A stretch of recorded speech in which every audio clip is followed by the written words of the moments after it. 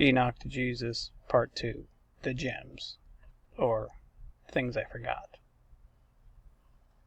So, this picture represents Black Enoch, but what we call Black Enoch actually refers to the Magus.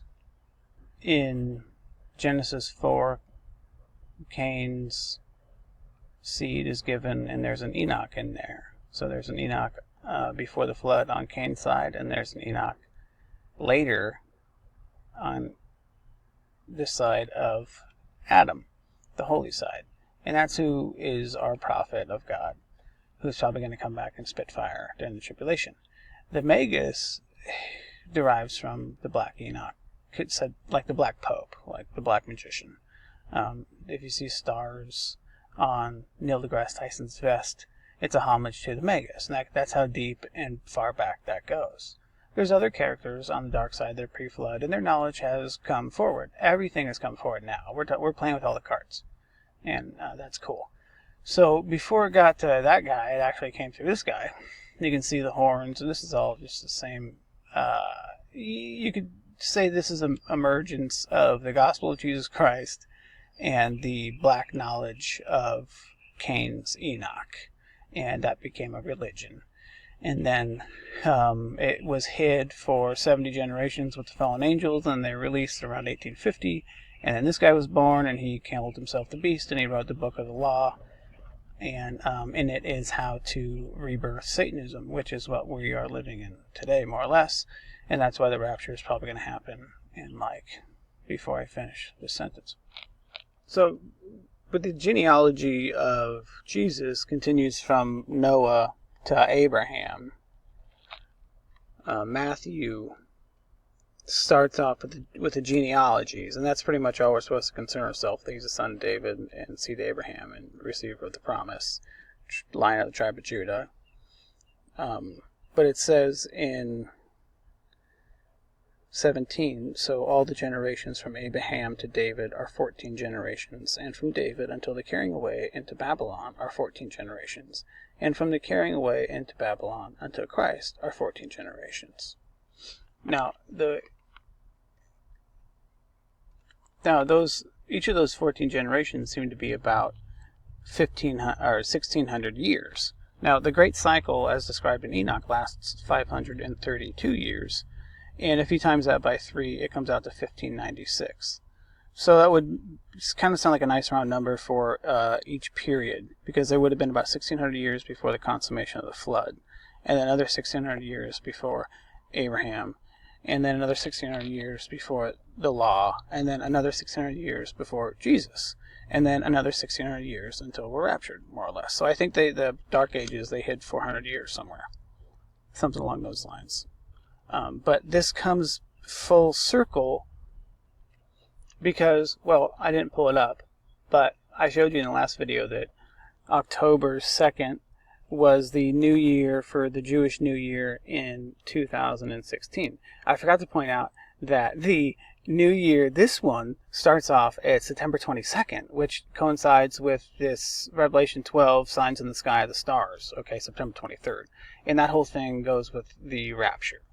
If you go to Enoch, and he was born on October 6th, and that's when he was raptured.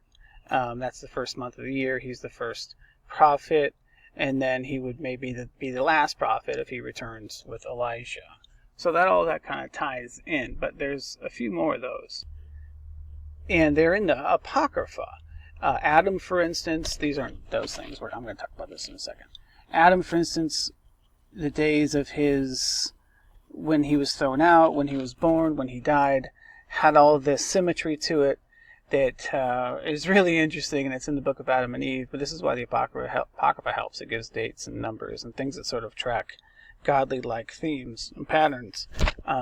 Then Lamech and Methuselah were older than Enoch on the side of Noah. And Methuselah lived to exactly 777 years and died the day of the flood. His son Lamech died 5 days before the flood, leaving Noah as the patriarch of the holy side with his 3 sons. Boom, just like that, the day of the flood. So God has this powerful symmetry, and if you look at the days they were born, and the reason that I went back and read Luke was it Luke? It was Matthew. Was because now the history of man, his story is history. And from Adam to you, we have it recorded in men, holding hands, locked up, completely all the way through history. We don't need any of the devil's history. We have it. And it's also locked up in the Apocrypha. They give every name, boom, boom, boom, all the way down. I could do it in like 15 minutes probably if I did a couple hours of research to write it all down. But since it's so obvious and it's always been here, it's a little bit of a huge waste of time because it's just all true. And the New Testament reminds us repeatedly not to concern ourselves with genealogies, meaning the reptile race or who is the Illuminati. None of that stuff. It doesn't matter if I'm white or black. It doesn't matter if Enoch was white or black. So we'll get to the Ethiopian thing in a second because it is interesting. But it's not really about race. The other thing is that you have to get... Once Enoch comes in and it ties in all the history of man and we have the bookends of dates and times and everything, you see that this is where the Jewish people get all their years and their months. And this is very informative, okay? And from this is all set by the moon and the sun, right? And then they get the Jubilee calendar. Now, the Jubilee, this is a year. Or actually, it's 7 years. My bad. As in a week of years. 1, 2, 3, 4, 5, 6, 7. And then this tells you all that stuff. Or this is 1 year. The whole Jubilee calendar goes on sevens. And then after 7 sevens, you get a Jubilee year. And all the Jews are supposed to go back and get all their stuff. And this coincides perfectly with what is Enoch's birthday. 7th from Adam. Now, was Enoch black, as in not like this guy? Who cares? The Ethiopian connection is that the book of Enoch has always been in the Ethiopian Bible, and they had it right behind Job. And we know that the lore is that Job is a pre-Diluvian, antediluvian book. So that would place 2 books back there, and then this would be, quite a testimony here about that corresponding. The Enoch example came out after the Dead Sea Scrolls came out, and then people started digging around and were like, "Oh man, the Enochs have had the Ethiopians have had it in their Bible the whole time." So just like we read before in the previous video, the gospel's been preached to all creation already. So that is not something that we're waiting to happen. It'll happen again after the rapture, though, but like from the sky and people shooting fire from their mouths. So when we add in all that information, we get the breakdown of time, not in just names, but in actual like how to track it using the star. And this is stars, and this is where people get the age of the Earth being 6,000 years, and man being on Earth about 4,500, because that's how the names work out. I also forgot to read where Jude gets his quote. So if Jude quotes word for word the book of Enoch, that tells you that the book of Enoch is a word for word kind of book. And this verse shows up in a couple different versions. I'm going to show you. Here we are. And behold, he comes with 10,000s of his holy ones to execute judgment upon all, and to destroy all the ungodly, and to convict all flesh of all the works of their ungodliness which they have ungodly committed, and of all the hard things which ungodly sinners have spoken against him.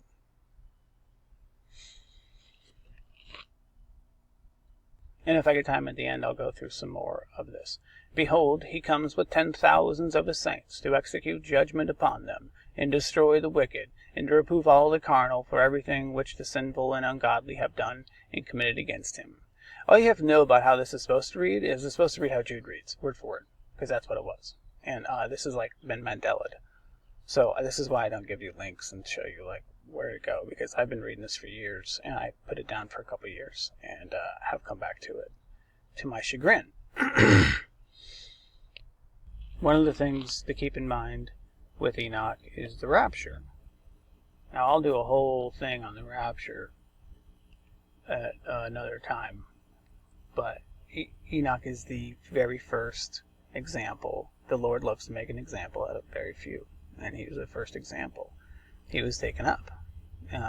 If he was taken up on October 6th, and that date corresponds to September 23rd, then let's just say that for a date. I'm not throwing out dates.